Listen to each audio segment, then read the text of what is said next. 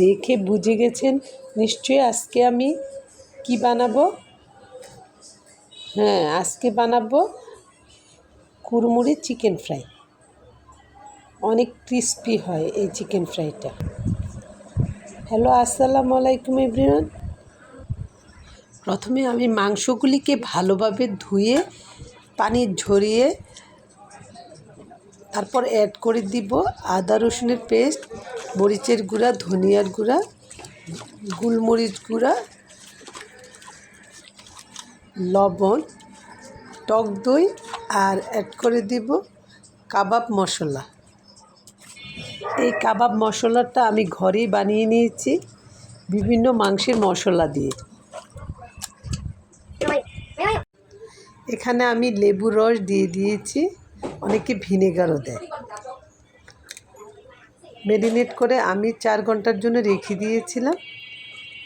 4 ঘন্টা পর আমি ময়দা, কর্নফ্লাওয়ার আর ডিম দিয়ে ভালোভাবে মেখে নিচ্ছি।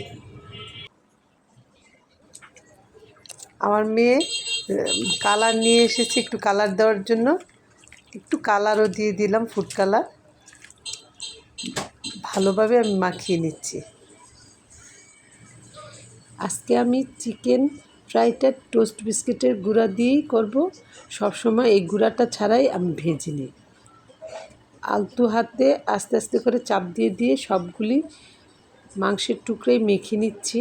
এই যে মেখে নিচ্ছি। এই তো এখন ভেজে নেওয়ার পালা। সবগুলি একে একে বিছিয়ে ভেজে নিব। অনেকে এই চিকেন ফ্রাইটা ভিনেগার ব্যবহার করে। আমার মনে হয় চিকেন ফ্রাইয়ে ভিনেগার দিলে মাংসের ভিতরে জুসি জুসি ভাবটা চলে যায়, ড্রাই হয়ে যায় মাংসটা। নামিয়ে ফেলছি আমি চিকেন ফ্রাইগুলি সবগুলি, আবার ভেজে নিব। আসলে রেস্টুরেন্টের চিকেন ফ্রাইগুলি টাকাও বেশি লাগে, পরিমাণও কম হয়। আমরা যদি এভাবে বাসায় বানিয়ে দিতে পারি, তৃপ্তি করে খাওয়া যায় এবং স্বাস্থ্যসম্মত হয় খাবারটা। নিজের হাতে বানিয়ে না চিকেন ফ্রাই।